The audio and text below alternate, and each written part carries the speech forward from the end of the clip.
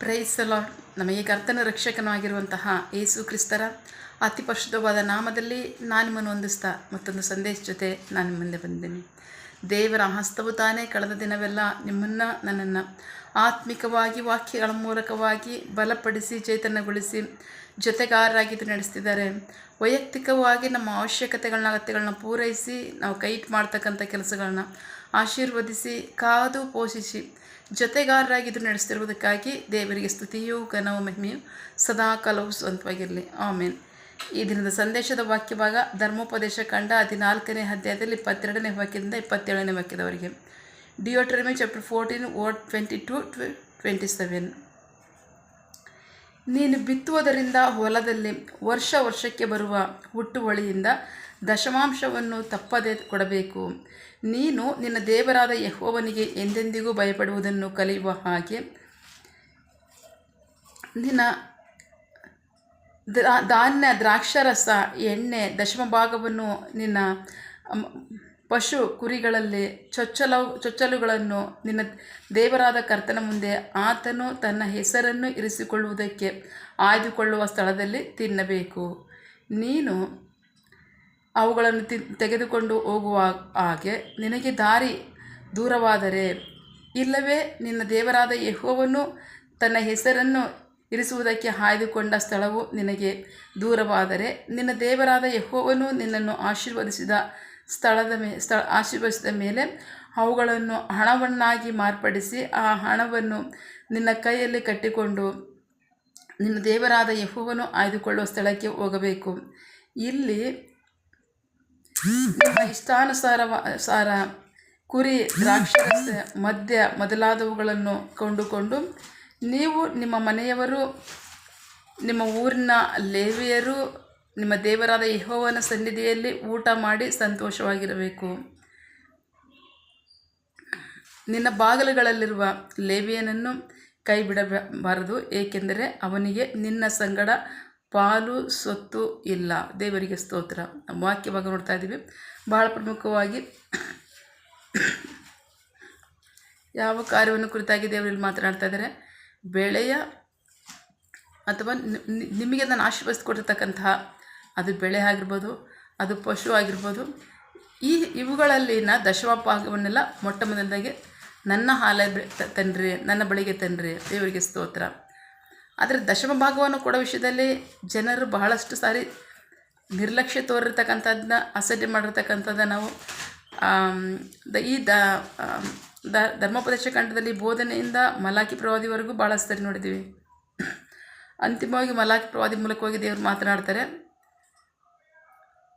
ನನ್ನ ಆಲಯಕ್ಕೆ ದಶಮಭಾಗವನ್ನು ತನ್ನಿರಿ, ನನ್ನ ಆಲಯದಲ್ಲಿ ಆಹಾರ ಇರುವಂತೆ ದಶಮಭಾಗವನ್ನು ನನ್ನ ಆಲಯಕ್ಕೆ ತನ್ನಿರಿ, ಆಗ ನಾನು ಪರಲೋಕದ ದ್ವಾರಗಳನ್ನು ತೆರೆದು ಸ್ಥಳ ಹಿಡಿಯಲಾರದಷ್ಟು ನಿಮಗೆ ಸುರಿಸ್ತೀನೋ ಇಲ್ವೋ ಅಂತ ನೀವು ನನ್ನ ಪರೀಕ್ಷೆ ಮಾಡಿ ನೋಡ್ರಿ ಅಂತ ಹೇಳಿದ್ದಾರೆ. ದೇವರಿಗೆ ಸ್ತೋತ್ರ.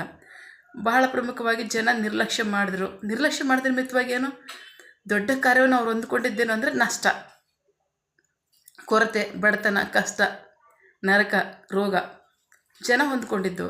ಯಾಕೆಂದರೆ ಕೊಡ್ತಕ್ಕಂಥ ದೇವರೇ ಕೈ ಚಾಚಿ ಕೊಡ್ತಕ್ಕಂಥ ದೇವರೇ ಕೈ ಹಿಂದೆಗೆದ ಮೇಲೆ ಎಲ್ಲಿಂದ ಸಿಗುತ್ತೆ? ಎಲ್ಲೂ ಸಿಗಲ್ಲ. ಹೊಂದ್ಕೊಳ್ಳೋಕ್ಕಾಗಲ್ಲ. ನಷ್ಟ ಕಷ್ಟಗಳನ್ನೇ ಅನುಭವಿಸಿದ್ರು. ಅದೇ ನಮ್ಮ ಜೀವಿತದಲ್ಲೂ ಅದೇ ನಡೀತಕ್ಕಂಥದ್ದು, ಮುಂದೆ ಮಾಡೋ ಜೀವಿತದಲ್ಲಿ ಹಂಗೆ ನಡೀತಕ್ಕಂಥದ್ದು. ಅವಿದ್ಯರಾದಾಗ ಏನಾಗುತ್ತೆ? ಆಶೀರ್ವಾದ ಇರಲ್ಲ, ನಮಗೆ ಕಷ್ಟ ಆಗುತ್ತೆ. ಸೊ ಹಾಗಾಗಿ ಇಲ್ಲಿ ವಾಕ್ಯ ಭಾಗದಲ್ಲಿ ಹೇಳ್ತಾ ಇದ್ದಾರೆ, ನೀವು ತನ್ನಿರಿ.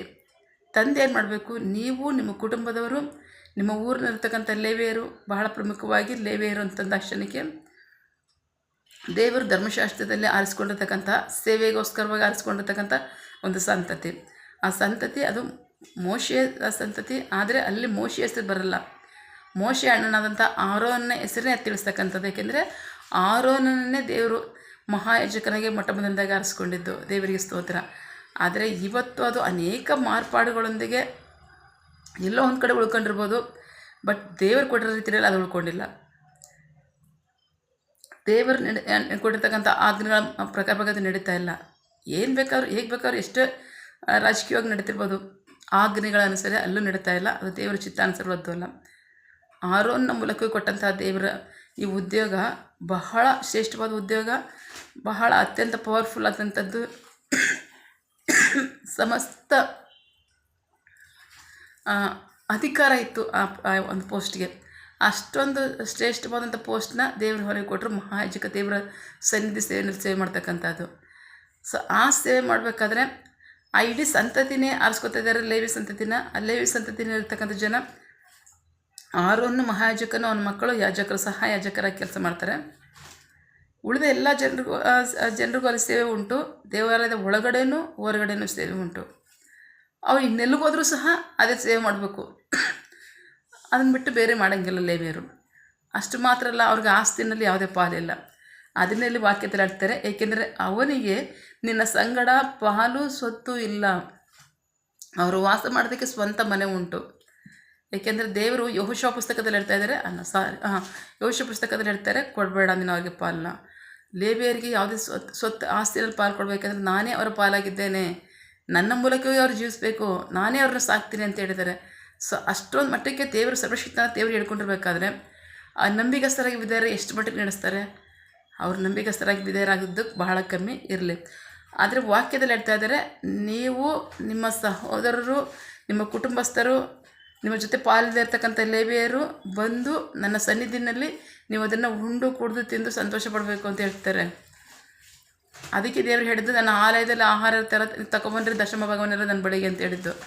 ಅಷ್ಟು ಮಾತ್ರ ಅಲ್ಲ, ದೂರ ಆಗಿದೆಯಾ ನನ್ನ ಸನ್ನಿಧಿ ಸ್ಥಳ, ನಿಮಗೆ ಹಣವಾಗಿ ಮಾರ್ಪಡಿಸಿ ಬಂದು ಆಲಯದ ಸನ್ನಿಧಿ ಸಮೀಪದಲ್ಲಿ ಇದನ್ನೆಲ್ಲ ಕೊಂಡುಕೊಂಡು ಆಗ ನೀವು ಅದನ್ನು ಆಹಾರವಾಗಿ ತಯಾರಿಸಿ ಉಂಡು ತಿಂದು ಸಂತೋಷ ಪಡ್ರಿ, ನನ್ನನ್ನು ಆರಾಧಿಸಿರಿ ಅಂತ ಹೇಳ್ತಾರೆ. ದೇವರಿಗೆ ಸ್ತೋತ್ರ. ಸೊ ಹಾಗಾಗಿ ಅವ್ರು ಹೇಳಿದ ಉದ್ದೇಶ, ನೀವು ನಂಬಿಗಸ್ತರಾಗಿ ವಿಧೇಯರಾಗ್ರಿ, ನೀವು ಸಂತೋಷ ಪಡ್ರಿ, ನನ್ನ ಸನ್ನಿಧಿಗೆ ಬಂದುಬಿಟ್ಟು ಸಂತೋಷ ಪಡ್ರಿ, ನನ್ನನ್ನು ಆರಾಧಿಸಿರಿ, ನಾನು ಸಹ ನಿಮ್ಮನ್ನು ಇನ್ನೂ ಅಧಿಕವಾಗಿ ಆಶೀರ್ವದಿಸ್ತೀನಿ ಅಂತ. ದೇವರಿಗೆ ಸ್ತೋತ್ರ. ಸೊ ಹಾಗಾಗಿ ವಾಕ್ಯ ಯಾವಾಗಲೂ ವಾಕ್ಯನಾಗಿದೆ, ಆಜ್ಞೆ. ಏಕೆಂದರೆ ಆಶೀರ್ವಾದ ಮಾತ್ರ ಯಾವಾಗಲೂ ಆಶೀರ್ವಾದವಲ್ಲ. ಪ್ರತಿಯೊಂದು ಸಹ ಆದಿಕಾಂಡದ ಪ್ರಕಟಣೆ ಪುಸ್ತಕದ ಕೊನೆ ಅಧ್ಯಾಯದವರೆಗೂ ಈ ಪುಸ್ತಕದಲ್ಲಿ, ಈ ಗ್ರಂಥದಲ್ಲಿರ್ತಕ್ಕಂಥ ಯಾವುದೇ ಒಂದು ವಾಕ್ಯವನ್ನು ಯಾರೂ ತೆಗೆದಾಕಂಗಿಲ್ಲ, ಹೊಸದಾಗಿ ಯಾರಿಗೂ ಸೇರಿಸಂಗಿಲ್ಲ ಅಂತ ಹೇಳಿದಾರೆ ಕೊನೆಯ ವಾಕ್ಯದಲ್ಲಿ. ಆ ವಾಕ್ಯದವರೆಗೂ ಸಹ ಇದು ಎಲ್ಲವೂ ಸಹ ನಿರಂತರವಾಗಿರ್ತಕ್ಕಂಥದ್ದು ನಮ್ಮ ಜೀವಿತಕ್ಕೆ ಅಳವಡಿಸ್ಕೋಬೇಕಾದಂಥದ್ದೇ ಆಗಿದೆ. ಸೊ ಹಾಗಾಗಿ ನಡೀತಕ್ಕಂಥ ಕಾರ್ಯವಾಗಿದೆ, ವಿಧೇಯರಾಗಬೇಕು. ವಿಧೇಯರಾಗೋದ್ರ ಮೂಲಕವಾಗಿ ನಾವು ಆಶೀರ್ವಾದವನ್ನು, ಅಭಿವೃದ್ಧಿಯನ್ನು ಹೊಂದ್ಕೊಳ್ಳೋಕೆ ಸಾಧ್ಯ. ಆಮೇಲೆ ಪ್ರಾರ್ಥಿಸಿಕೊಳ್ಳೋಣ. ಸಕಲ ಸೃಷ್ಟಿಕರ್ತನೇ, ಸರ್ವಾಧಿಕಾರಿಯೇ, ಸಾರ್ವಭೌಮನೇ, ಉನ್ನತನೇ, ಮಹೋನ್ನತನೇ, ಮಹಾಪರಿಶುದ್ಧನೇ, ಪ್ರೀತಿ ಸ್ವರೂಪನೇ, ನೀತಿವಂತನೇ, ಅಧಿಪತಿಯೇ, ಸೇನಾಧೀಶ್ವರನೇ, ಇರುವಾತನೇ, ಸರ್ವವ್ಯಾಪಿಯೇ.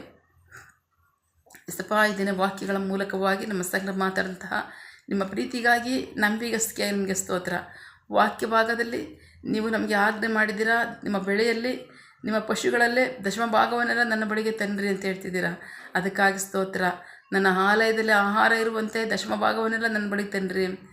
ನಾನು ಪರಲೋಕದ ದ್ವಾರಗಳನ್ನ ತೆರೆದು ನಿಮಗೆ ಸ್ಥಳ ಹಿಡಿಯಲಾರದಷ್ಟು ನಾನು ಸುರಿಸ್ದೇ ಇರ್ತೀನೋ ಇಲ್ವೋ ಅನ್ನೋ ಪರೀಕ್ಷೆ ಮಾಡಿ ನೋಡ್ರಿ ಅಂತ ಹೇಳಿದ್ದೀರಾ. ಸ್ವಾಮಿ, ನಿನ್ನ ಜನರು ನಂಬಿಗಸ್ತರಾಗಿ ವಿಧೇಯರಾಗ್ತಕ್ಕಂಥವ್ರನ್ನ ನೀವು ಕೈ ಚಾಚಿ ಅತ್ಯಧಿಕವಾಗಿ ಆಶೀರ್ವದಿಸಿ, ನಿಮಗೆ ಮಹಿಮೆಯಾಗಲಿ, ನಿಮ್ಮ ಜನರಿಗೆ ಆಶೀರ್ವಾದ, ರಕ್ಷಣೆ ಉಂಟಾಗಲಿ. ಆಮೇನ್. ಪ್ರಾರ್ಥನೆ ಕೇಳಿದ ಪ್ರೀತಿಗಾಗಿ ನಿಮಗೆ ಸ್ತೋತ್ರ. ಆಮೇನ್.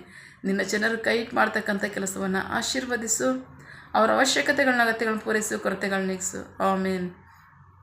ಯಾವ ಕಾರ್ಯದಲ್ಲಿ ಅವರು ನಿರೀಕ್ಷೆ ಉಳ್ಳವರಾಗಿದ್ದಾರೆ, ಮಕ್ಕಳ ವಿದ್ಯಾಭ್ಯಾಸ, ಆರೋಗ್ಯ, ಅವರ ಜೀವನ ಅವಶ್ಯಕತೆಗಳಗತ್ಯಗಳು, ಯವನಸ್ಥರು ವಿದ್ಯಾಭ್ಯಾಸ, ಆರೋಗ್ಯ, ಅವರ ಜೀವನ ಅವಶ್ಯಕತೆಗಳಗತ್ಯಗಳು, ಕೆಲಸ, ಬಿಸಿನೆಸ್, ಸೇವೆ, ವಿವಾಹ ಕಾರ್ಯ, ವಯಸ್ಸಾದವರ ಜೀವನ ಅವಶ್ಯಕತೆಗಳಗತ್ಯಗಳು, ಆರೋಗ್ಯ, ಸೇವೆ, ಯಾವ ಕಾರ್ಯದಲ್ಲಿ ಅವರು ನಿರೀಕ್ಷೆ ಉಳ್ಳವರಾಗಿದ್ದಾರೆ ಆ ಕಾರ್ಯದಲ್ಲಿ ತಕ್ಕ ಸಮಯದಲ್ಲಿ ನಿಮ್ಮ ಚಿತ್ತಾನುಸಾರವಾಗಿ ಹೊಂದ್ಕೊಳ್ಳಿ.